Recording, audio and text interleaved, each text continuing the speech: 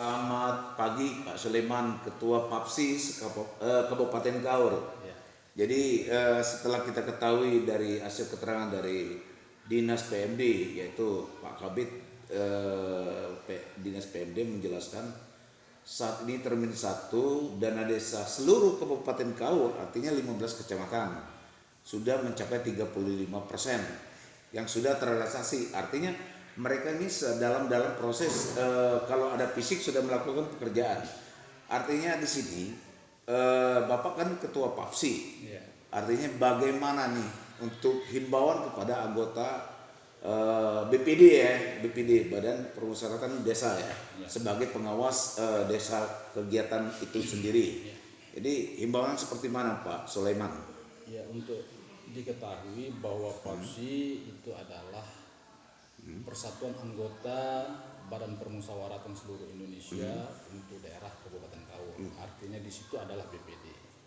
Dan perlu kita ketahui juga bahwa tugas dan fungsi BPD itu ada 3 pada pokoknya.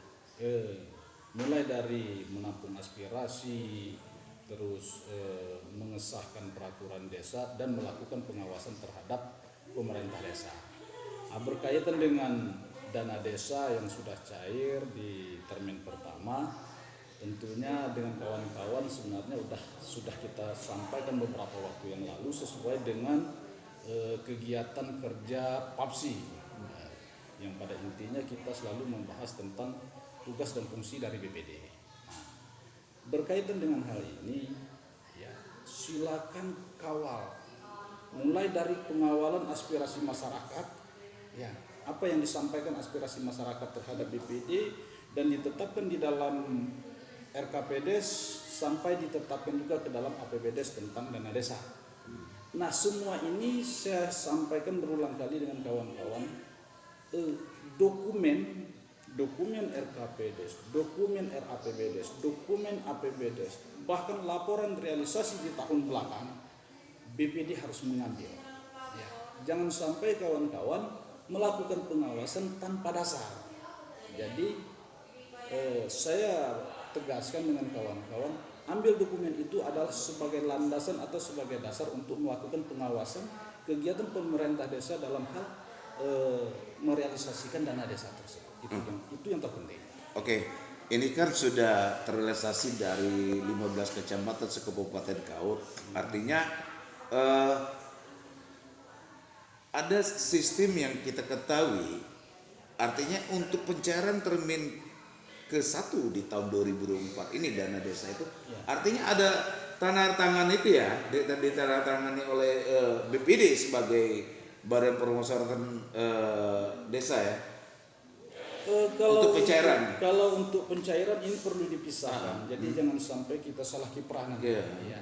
BPD hanya mengesahkan peraturan desa atau tentang APBDes. APBDes. Ya, kalau soal pencairan itu ada di kuasa pengguna anggaran, yaitu kepala desa. Kepala desa. Ya, jadi kita tidak tahu sebenarnya apa yang harus dicairkan. Cuma kita itu tadi landasannya sebagai dokumen kita RKPDes ada, APBDes kita ada, bahkan laporan realisasi di tahun belakang sebagai pedoman untuk pelaksanaan di tahun ini.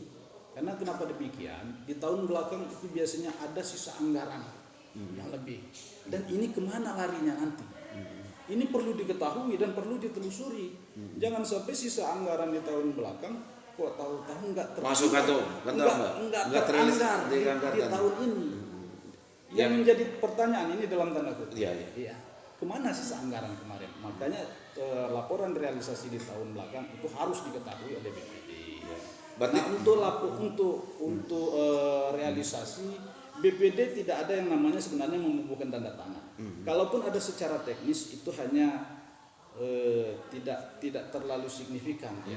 Yang menjadi signifikan ini ada dokumen yang harus dipegang oleh BPD untuk mengawasi kegiatan pemerintah desa, dalam hal ini kepala desa dan perangkat desa dalam realisasi dana desa. Artinya di sini RAP itu wajib ya, BPD itu mempunyai sebagai pedoman untuk mengawasi ya pekerjaan fisik. Wajib. Seandainya tidak dilakukan nanti tidak diberikan oleh Pak Kades, jadi apa yang harus dilakukan oleh BPD biar tahu masyarakat itu? Jadi wajibnya BPD memegang itu yang pertama mulai dari menampung aspirasi. BPD memberikan aspirasi kepada pemerintah desa. Yang kedua, ya, ditetapkan dalam RKPDes. Nah, ini kan bersama-sama dengan pemerintah desa dan BPD. Ya. Habis itu dari pihak kepala desa membuat entah itu namanya tim 7 ataupun tim 9 untuk mulai dari semua rencana kegiatan di dalam RKPDes untuk ditetapkan di dalam RAPBDes sebelum menjadi APBDes. Nah, dari pemerintah desa memberikan laporan RAPBDes kepada BPD. Ya, artinya wajib ini diketahui oleh BPD karena rohnya dari RAPBDes ada di RKPDes. Kan gitu loh. Iya, jangan sampai nanti lain di RKPDes, lain di APBDes, kan gitu kira-kira. Nah, sehingga ini dokumen yang wajib dipegang oleh BPD. Terlepas dari itu, BPD yang sering menjadi kesalahan selama ini, penetapan APBDes ini kadang-kadang hanya pemerintah desa. Padahal itu wewenangnya dari BPD untuk mengundang, karena mereka mengambil dokumen yang diserahkan oleh pemerintah desa kepada BPD dan mensinkronkan antara RKPDes dan RAPBDes sehingga ditetapkan menjadi BPDes nanti. Nah, dokumen ini satu kesatuan yang tidak terpisahkan dan wajib dipegang oleh BPD. Terlepas dari itu, sebagai tugas dan fungsi BPD menampung aspirasi, mengesahkan, yang terakhir adalah mengawas.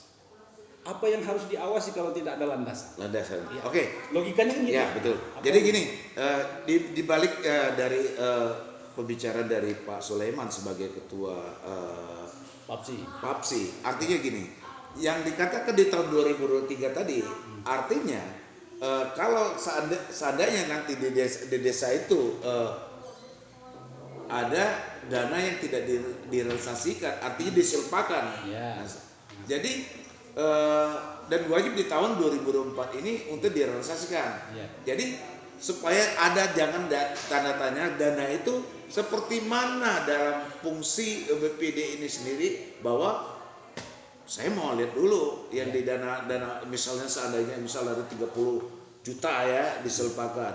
Nah, tahu-tahu tanda kutip nanti inspektorat harus tahu juga ya tentang ini. Artinya inspektorat ini salah satu pengaudit ya, pengawasan juga di dalam ini ya.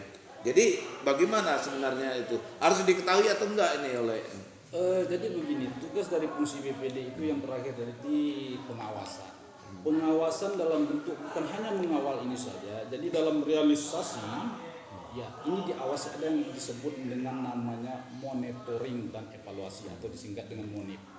Hasil dari monip BPD terhadap kinerja pemerintah desa itulah yang menjadi acuan, karena sesuai dengan RAP mana yang direalisasikan, mana yang belum direalisasikan, ataupun mana anggaran yang agak-agak berlebihan, sehingga di sini nanti akan ketahuan.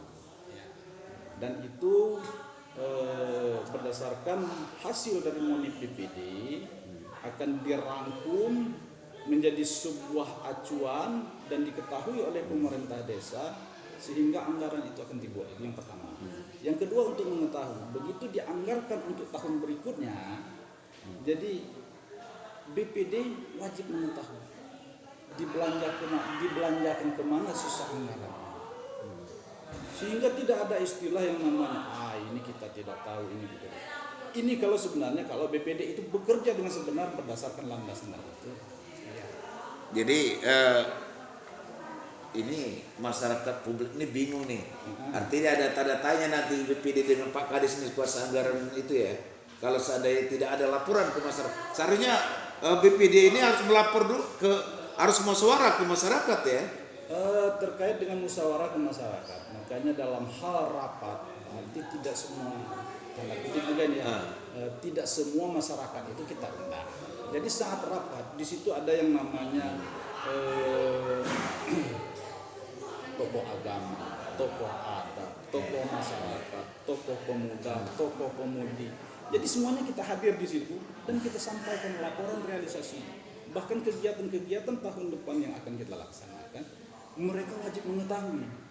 Nah, Jadi mereka lah yang menyebarkan, baik itu tokoh pemuda, dia bercerita dengan tokoh pemuda, kira-kira kan begitu. Tokoh masyarakat, dia berkabar atau bercerita dengan masyarakat. Jadi tidak semuanya yang harus kita sampaikan dengan masyarakat. Jadi hanya perwakilan masyarakat itu wajib kita undang. Oke, ini terakhir nih Pak Soleh sebagai ketua PAPSI ya, se-Kabupaten Kaur. Artinya di sini masyarakat ini banyak yang maaf ya, mungkin faktor SDM ya, pendidikan mungkin di situ di masyarakat Kabupaten Kaur ini ya. Nah, biar tahu nih masyarakat sistem laporan ke BPD itu seperti mana. Jadi jangan seenak-enaknya aja nih ke Kosanggar, kepala desa mengelola duit masyarakat itu sendiri, itu uang negara, duit masyarakat dong. Dan anggota BPD itu adalah sebagai wakil masyarakat desa. Jadi bekerja udah digaji gitu. Jadi bagaimana sistem laporan gitu Pak Soleh? Jadi sistem laporan BPD melaksanakan pengawasan, ya, pengawasan berdasarkan dokumen-dokumen yang memang harus kita pegang. Pengawasan berdasarkan juga dengan dokumen. Laporan ini ada yang namanya dari pemerintah desa memberikan LKPD, laporan kegiatan pelaksanaan. Nah, LKPD dilaporkan dengan BPD. Ya, ini secara administrasi. Setelah itu nanti kita melaksanakan rapat untuk diketahui oleh masyarakat, maka perwakilan Wajib ya, wajib ya. Iyalah. Wajib di ketiga per tahun atau berapa sekali itu untuk BPD itu untuk musyawarah? Minimal BPD itu rapatnya dalam 1 tahun 5 kali. 5 kali ya? Ya, minimal.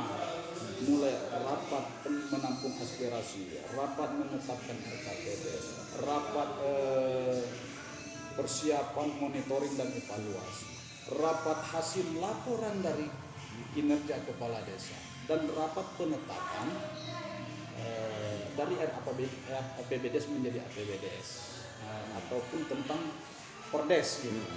Jadi minimal 5 kali BPD rapat harus rapat ya. Berarti sudah dianggarkan ya? Ada anggarannya dong berarti. Kalau masalah anggaran tidak ada anggaran. Tidak anggaran. Tapi diwajibkan. Ya, wajib. Cuma untuk diketahui, ketika BPD melaksanakan rapat, pemerintah desa wajib memfasilitasi. Oh, pemerintah desa harus memfasilitasi ya? Iya, ini tertuang di dalam aturan baik itu Undang-Undang Desa maupun Permendagri 110 tentang BPD. BPD ya? Iya. Memang sudah tertera. Tertera. Ya. Jadi sedikit lagi nih Pak Sulaiman, Ketua PAPSI Kabupaten Kaur. Artinya masyarakat ini banyak bingung nih, tanda kutip. Artinya kalau ada temuan dari 2003, 2022, itu masih bisa nggak untuk dilaporkan ke BPD, untuk dilaporkan ke Polri, untuk di kabupaten adalah Kejari, Polres, masih bisa nggak gitu Pak Sulaiman? Sebenarnya gini, kadang-kadang memang rancu di tengah-tengah masyarakat. Ya. Jadi BPD sebenarnya bukan berarti tidak boleh melapor dengan aparat penegak hukum, baik itu ke kepolisian ataupun ke Kejari. Karena sifatnya BPD itu membina. Jadi dia melakukan pengawasan, terus melakukan monitoring dan evaluasi terhadap kerjanya pemerintah desa. Ketika ada temuan, ini sifatnya membina dulu. Oh, dibina dulu. Ya, dibina loh dong. Jangan kita mengambil tindakan ini dilaporkan ke APH. Ini salah juga kita. Ya, sebenarnya bukan tidak ada aturan, tapi di dalam kerja BPD tidak pernah ada satu ayat atau satu pasal pun silakan BPD melapor. Tidak ada. Ya, jadi BPD wajib membina. Dibina terus pokoknya. Jadi sistem pembinaannya BPD melapor kepada bupati melalui camat, BPD melapor kepada inspektorat selaku tentang pengawasan di tingkat kabupaten. Tentang pembinaan BPD menyampaikan dengan pihak dinas pemberdayaan masyarakat. Nah, ketika memang tidak bisa dibina, bukan berarti kita menganjurkan dong. Harus dilaporkan dong. Ketika dia melaksanakan ini ada merugikan keuangan negara. Apalagi fiktif ya? Apalagi fiktif. Wajib kita. Wajib dilaporkan. Wajib kita untuk jangan sampai ada kerugian keuangan negara. Entah apa teknisnya kita Termasuk dengan kejari Polres itu wajib diproses ya? Iya. Wajib. Nah, kalau soal kita bicara desa. Kalau fiktif ya, ini kalau temuan fiktif ya. Bicara desa. Jadi wajib kita pihak hukum ya. Nah, ya pihak hukum dong. Kalau Karena apapun bentuknya ketika merugikan keuangan negara, wajib diproses hukum. Wajib diproses hukum. Iya dong. Nah, tapi untuk diketahui bahwa BPD itu sifatnya pembinaan terhadap pemerintah desa. Jadi kalau tidak diproses, ini dalam tanda kutip ya. Tanda kutip dong. Kepala desa jangan besar kepalanya. Ya. Mentang-mentang dibina, inspektorat membina BPD. Sebenarnya kepala desa tuh takut nge BPD loh. Tapi kebanyakan di ada beberapa ya sekelompok ya. Kok Pak Kades ngatur BPD, saya bingung loh gitu. Sebenarnya untuk kita sadari bersama-sama, disitulah sebenarnya peran kami berharap peran pemerintahan kabupaten untuk bisa menganggarkan terkait dengan tentang peningkatan sumber daya manusia dari BPD itu. Ketika hanya dia berpikir secara otodidak, kami yakin dan percaya. Tapi enak loh jadi anggota BPD itu. Seharusnya sama dengan DPRD itu, DPRD Kabupaten mengawasi bupati, mengawasi salah satu kepala OPD. Enak loh mereka. Tapi kalau kepalanya itu, tapi bukan di Kabupaten Kaur ya. Oke Pak Soleman, terima kasih atas memberikan. Yang saya sampaikan, tentunya saya menghimbau dengan kawan-kawan BPD khususnya Kabupaten Kaur, Provinsi Bengkulu, mari bekerja sesuai dengan tugas dan fungsinya. Baik itu menampung aspirasi, melakukan pengawasan terhadap pemerintah desa, bahkan mengesahkan peraturan bersama. Jadi saya harap berjalan sesuai dengan realnya. Karena kita BPD adalah wakil dari masyarakat. Jadi mohon kiranya untuk kita patuhi aturan ini. Jangan sampai kita menjadi terhadap masyarakat yang tidak kepuasan terhadap masyarakat dengan kita. Jadi ini mohon kiranya untuk diketahui himbauan ini. Mari kita bekerja sesuai dengan regulasi yang ada. Oke, terima kasih Pak Sulaiman. Beliau adalah salah satu ketua PAPSI Kabupaten Kaur. Artinya di sini semoga bagian dari pelajaran kita bahwa terkhusus untuk anggota BPD untuk ke desa-desa, artinya ketua PAPSI Kabupaten Kaur menjelaskan bahwa BPD sangat berperan untuk mengawasi adalah perangkat desa, kepala desa ya, Pak Sulaiman ya. Jangan pernah kecil hati, jangan takut maksudnya Pak Sulaiman ya. Harus berani. Sebagai pengawas ya. Iya dong. Harus berani, ngapain takut? Pengawas artinya setingkat lebih tinggi menguasai dari yang diawasi. Ya, oke, terima kasih Pak Sulaiman. Artinya di sini sebagai membuat kita belajar bersama untuk masyarakat Kabupaten Kaur, terkhusus untuk seluruh Indonesia. Makasih Pak Sulaiman. Assalamualaikum. Waalaikumsalam.